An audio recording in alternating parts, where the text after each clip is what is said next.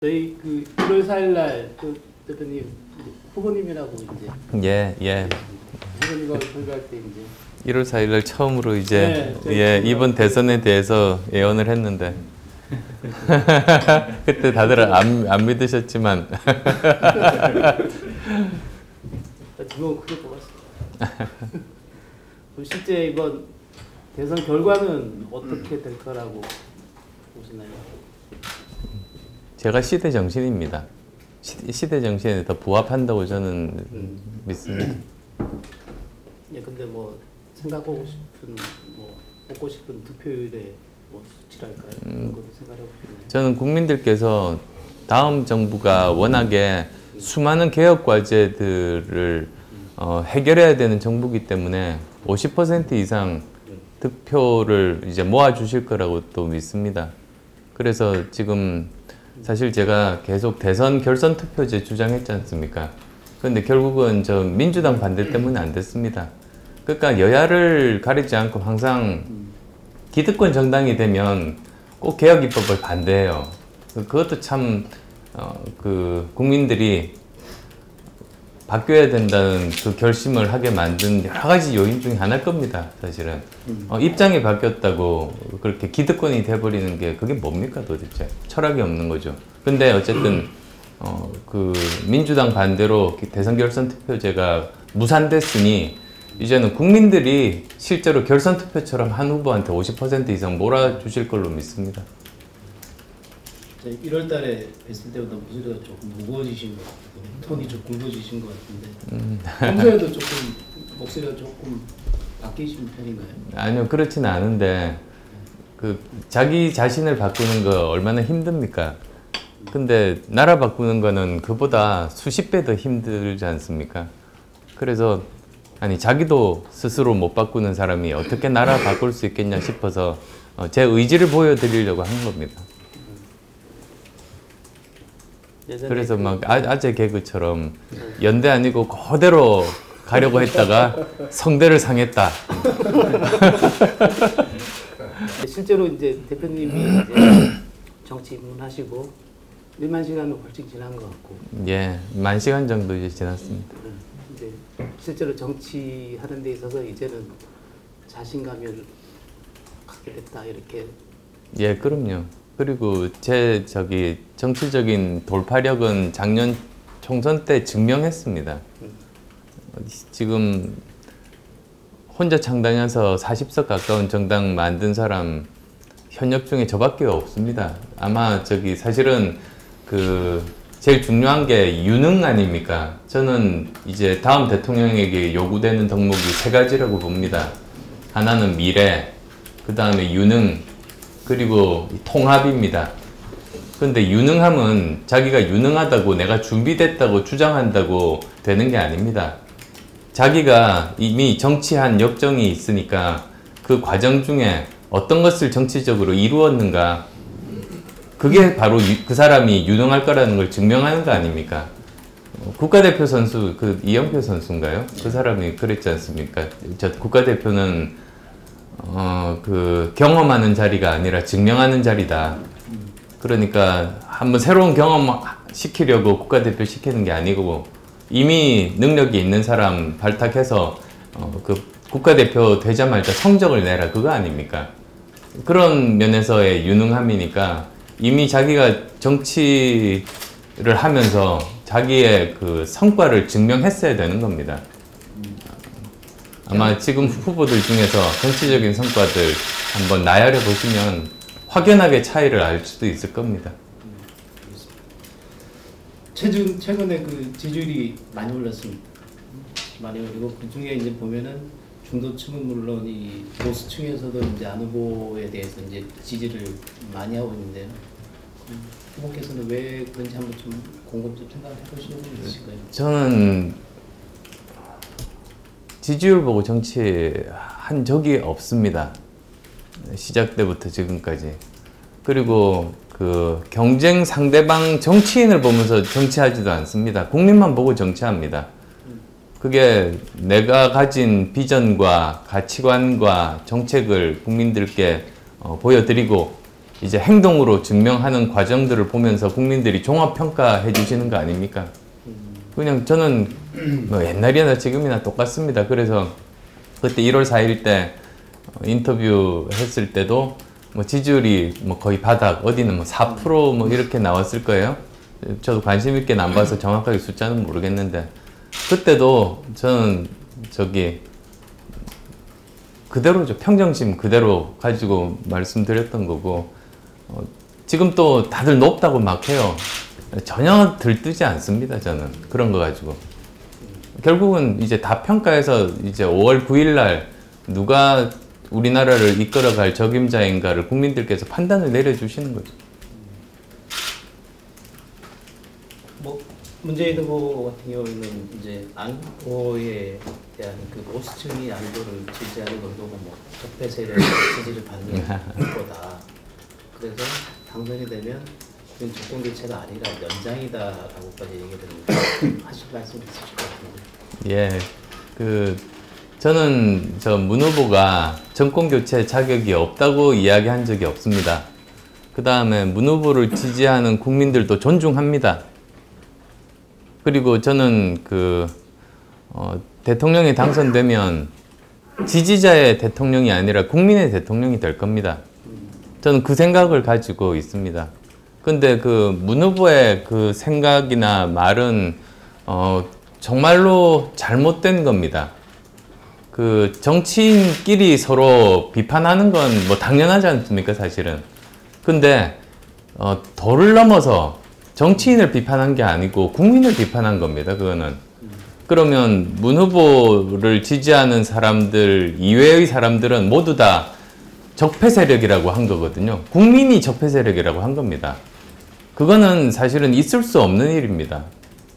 그건 정말로 잘못된 사고방식이고, 그렇게 국민들을 적폐 세력으로 몰아가는 것 자체가 편가르기 사고방식이 그게 바로 적폐고 청산 대상인 겁니다. 저는 지금까지 정치인이 그렇게 국민을 그렇게 적폐 대상이라고 이야기한 걸 제가 처음 듣습니다.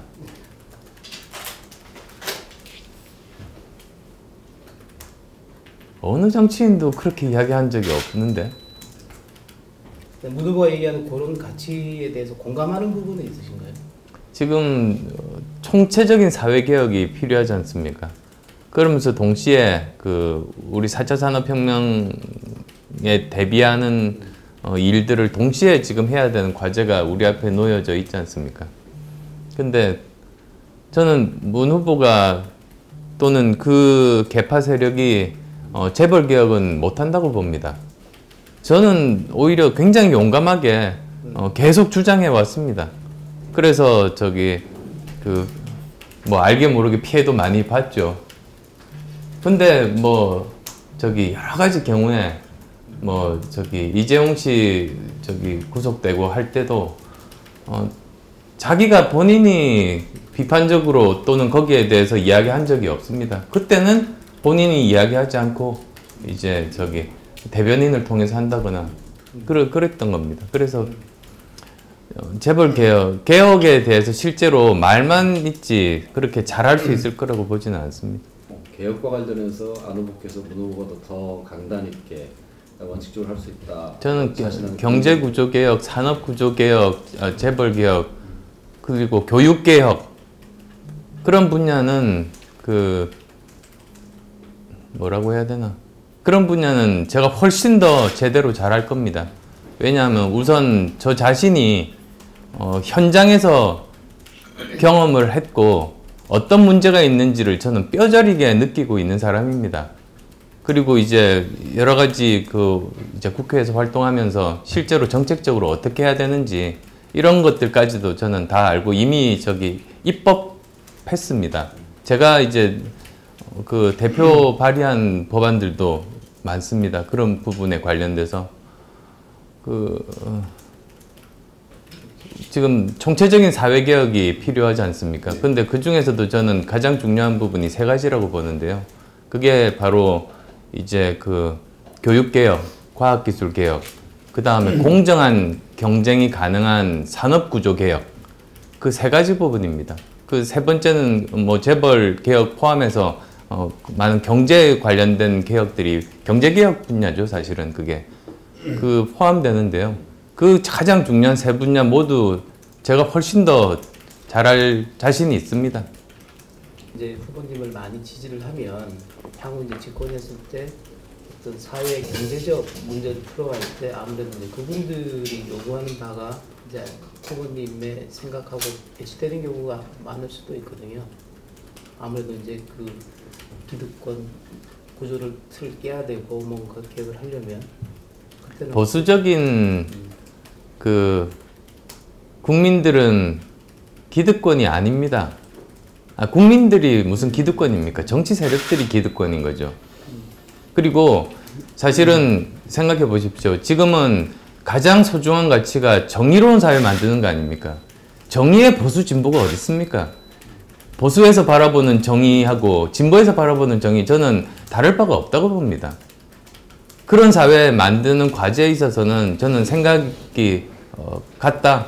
오히려 전폭적인 국민들의 동의를 받고 이번에야말로 그 지역 경계를 허물고 그리고 정치인들이 만들어 놓은 이념의 경계 그리고 그 국민들 간에 서로 그 갈라진 틈들을 메우는 그런 시도가 이번에야말로 가능한 그런 시대로 접어드는 것은 아닌가 싶습니다.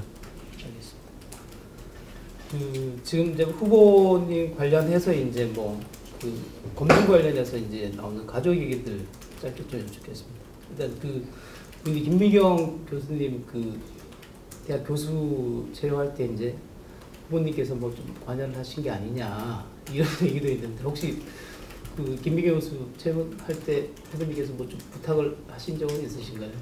그 이제 검증은 꼭 필요합니다. 지금 특히 기간이 짧아서요.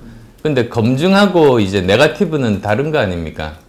그래서도 그 치열하게 검증을 하면서 이제 네거티브 공세인지는 국민들이 다 이제 평가하시는 겁니다. 그리고 이제 김미경 교수도 그 보면 아시겠지만 그 괜히 저 때문에 피해 보는 사람입니다. 그 충분히 자격이 있는 사람 아닙니까? 그래서 그 개인 경쟁력으로 그렇게 그 직장들을 가지게 된 거고 그거는 학교에서 다 결정한 사항들이니까 사실은 학교에서 그런 채용 과정에서 문제가 없었는지 그것만 보면 되는 겁니다. 그 딸 서리 씨 재산에 대해서 이제 후보님께서 고지 거부를 하셨는데 예. 혹시 그걸 뭐 시원하게 뭐 공개를 하실 의향은 없으신가요? 저 그 후보 등록 때 공개하려고 준비 다 했습니다. 사실. 뭐더라? 처음에는 조폭, 그 다음에 신천지. 그래서 제가 그랬습니다. 그러면 그 다음은 외계인설이 나올 거 아닌가. 국민의당이 초록색이니까 안철수 피가 초록색이기 때문에 외계인 아닌가 의혹 뭐 이런 식으로. 그래서 저는 왜 저렇게 근데 국민들이 그거 다 아시거든요.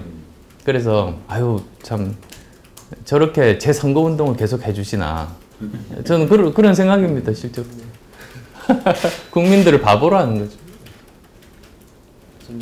외교안보 관련 사안 좀 여기까지 좀 여쭙겠습니다. 지금 그 한반도를 둘러싸고 이제 좀 분위기가 좀 긴장이 고조되고 있고 국민들 사이도 좀 불안해하고 있는데요. 지금 한반도 주변 정세를 어떻게 보고 계십니까? 절대로 전쟁은 안 됩니다. 그리고 지금 우리가 대통령이 없는 상황에서 지금 우리의 운명을 주위의 강대국들이 자기들 판단에 의해서 지금 움직이고 있습니다. 그래서도 하루빨리 사실 지금 정부에서도 빨리 미국 정부와 제대로 된 우리의 의사를 알려야 된다고 봅니다. 그래서 절대로 전쟁은 안 된다. 그 다음에 우리가 당사자이고 꼭 우리가 우리의 운명을 결정할 수 있어야 된다. 모든 그런 결정 과정에서 우리 의사가 꼭 반영이 돼야 된다. 그 원칙을 다시 더 확인해야만 됩니다. 그래서도 저는 취임하자마자 구조개혁은 중장기 과제입니다. 취임하자마자 추진해야 되지만 시급한 걸로 따지면 저는 외교안보 분야입니다. 다른 강대국들의 정상들은 이미 취임한 지가 시간이 좀 경과했습니다. 그래서 그 나름대로 한국에 대한 그 관계들이 다 정립이 되어 있습니다. 미국은 아직 취임 6개월이 안 됐습니다. 미국 대통령 취임 6개월 내가 다른 나라의 그 외교적인 관계가 정립이 되는 골든타임이라고 보면 지금 가장 먼저 정상회담하러 가야 됩니다. 사드 배치 관련해서 이렇게 후보님은 이제 지금은 사드를 배치를 해야 된다. 국가 간 합의다. 예. 그런 입장이신 거죠? 예. 그러니까 저는 처음에 사드 배치 반대했습니다.